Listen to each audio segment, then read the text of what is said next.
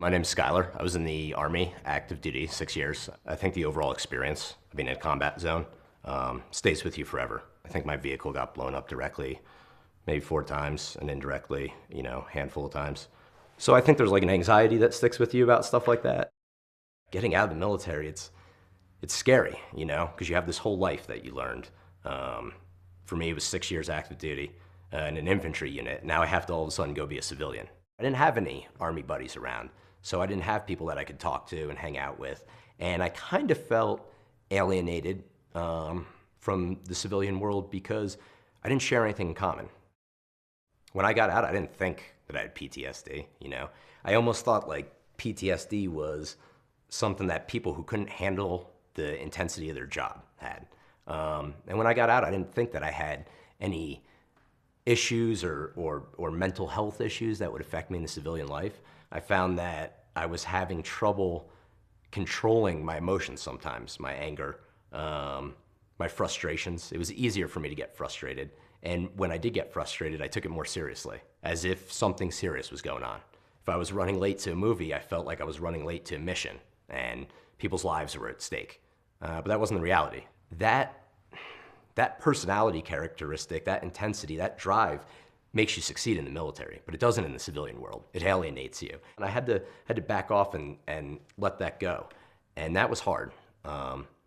It took a lot of other people coming up to me and telling me, hey, I think you have PTSD, or hey, I think that you have things going on that you need to talk about or you need help with. I say, no, I don't think I have PTSD. What could I have PTSD from?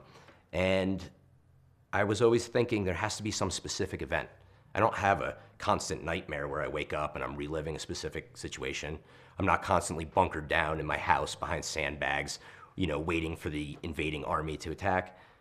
No, I don't have any of those things going on, but there is something kind of wrong. I do have this agitation, this anxiety, this hypervigilance from time to time. Maybe something's not right.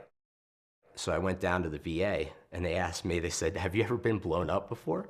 Or have you ever been exposed to a blast? And I said, yeah, quite a few times. And they were like, how many? And I told them, and they were like, wow, well, you probably have traumatic brain injury. They helped with my memory and concentration issues and how to regulate my mood and stuff like that. And that was a really productive experience because at one point I felt hopeless. I felt like I'm on the road to not recovering. I'm on the road, I'm on a downward spiral into some abyss of mental disability.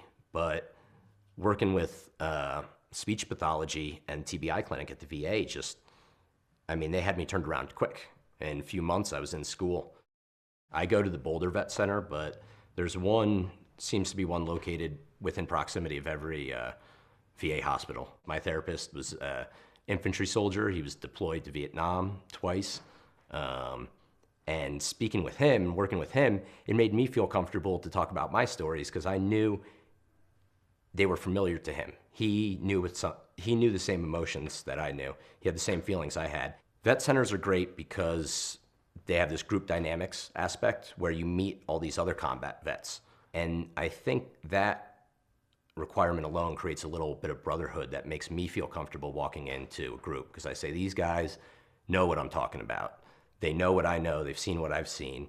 If I'm gonna open up or feel uncomfortable or be in an awkward situation, it's not gonna be awkward because they have those same feelings. And any advice they have for me is gonna be beneficial. And I can take it to heart because it's coming from somebody with the same experiences. You're a civilian now. And the best way to, I think, come to peace with all of that stuff, the best way to come to terms with all of your experiences is to talk about it, is to find other vets in the community, is to go to a local vet center down to the VA and talk about those experiences. The first thing I would say to anybody is it's not abnormal. All the issues you're dealing with, you're not alone. You are not the only one. You're not weak. And the second thing I would say is go down to the VA.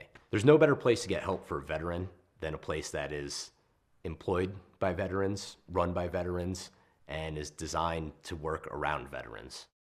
I want to be behavioral and cognitive therapist that works with combat veterans. So I'd go from Skylar, the high school dropout, to staff sergeant, to Skylar, the rugby player, to doctor. And those that's a path that I couldn't have even started without the VA. They set you up for the road to success there.